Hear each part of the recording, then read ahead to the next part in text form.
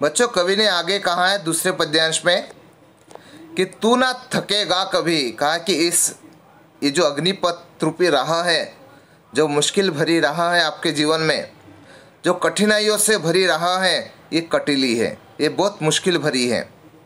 तो इस रास्ते में चलते हुए आपके जीवन में कई सारी कठिनाइयाँ आएगी, परंतु कवि ने हमें प्रेरणा दी है, हमें संदेश दिया है, हमें सीख दी है कि इस रास्ते में चलते हुए ना तुम्हें किसी से सहायता मांगनी है, ना ही तू ना थकेगा कभी।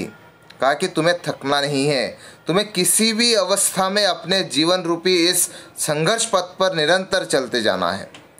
तुम्हें थकने की इजाज़त नहीं है, थक कर बैठने की इजाज़त तुम्हें नहीं है। निरंतर इस राह पर तुम्हें आगे बढ़ते जाना है। तू ना थकेगा कभी, तू ना थमेगा कभी।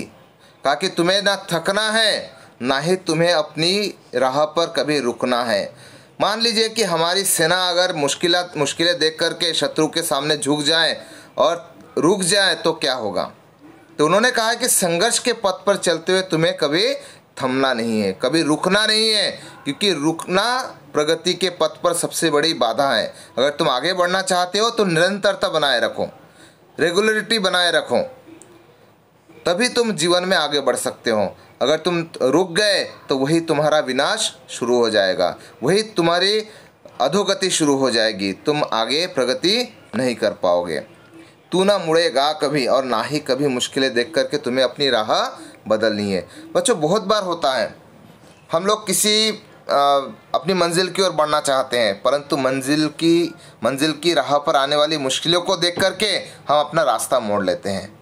मान लीजिए एक उदाहरण देते हैं कि आप लोग कई बच्चे ऐसे होते हैं जो 12वीं के बाद कोई इंजीनियर पढ़ना चाहते हैं, कोई इंजीनियर बनना चाहते हैं, कोई डॉक्टर बनना चाहते हैं, कोई सीए बनना चाहते हैं, कोई आईएएस, कोई आईपीएस। अब मान लीजिए आपने 12th के बाद आपने इंजीनियरिंग की पढ़ाई शुरू कर दी, आपने एंट्रेंस भी पास कर लिया, इंजीनियरिंग की पढ़ाई आपने शुरू कर दी, परंतु फर्स्ट ईयर सेकेंड ईयर में जाने के पश्चात आपको लगने लगा कि इंजीनियर की पढ़ाई मुझसे नहीं होने वाली। ऐसी अवस्था कई बार आती है, कई बच्चों के जीवन में आती है। उस समय आपने अगर अपना रास्ता मोड़ लिया तो आपके जीवन के वे अहम वर्ष वे फिर वापस नहीं आएंगे, आप उसे गवा देंगे। इसलिए कहा कि कभी भी रास्ते की कठिनाइयों को देख करके मंजिल को भूलना नहीं है।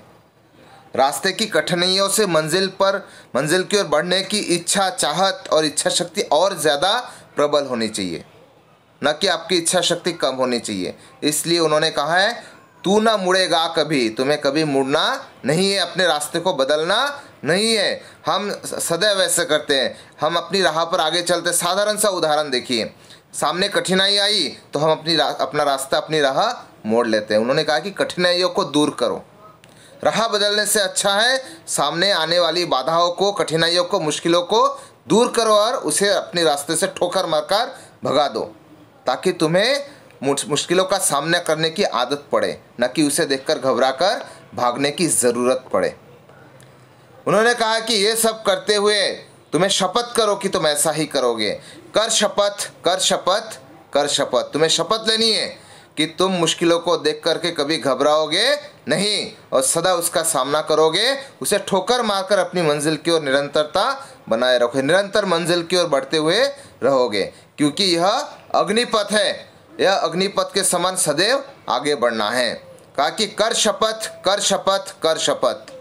अग्निपथ, अग्निपथ, अग्निपथ, क्योंकि यह अग्निपथ है, अग्निपथ रूपी जीवन है, इसलिए हमें इससे आगे बढ़ते जाना है, कभी रुकना नहीं है। और सदैव सदैव इस रास्ते पर आगे बढ़ने की प्रेरणा हमें जीवन से लेना है, कभी भी पीछे मुड़कर देखना नहीं है।